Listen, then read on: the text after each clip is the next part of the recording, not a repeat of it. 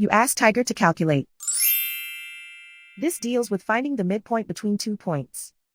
The midpoint between the 2 points is 74.5, -6. Let's solve it step by step. Plot the 2 points and calculate the midpoint using the formula. The coordinates of point 1 are, x1 equals 97, y1 equals -43. The coordinates of point 2 are, x2 equals 52, y2 equals 31. PM represents the midpoint of the 2 points.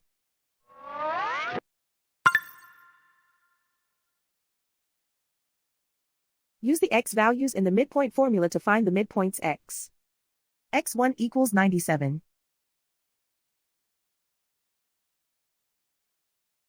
x2 equals 52.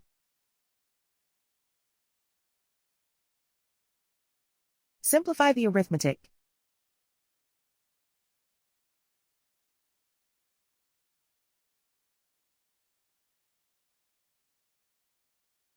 Use the y values in the midpoint formula to find the midpoints y.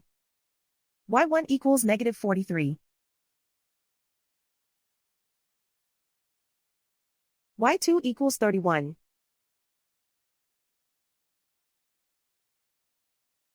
Simplify the arithmetic.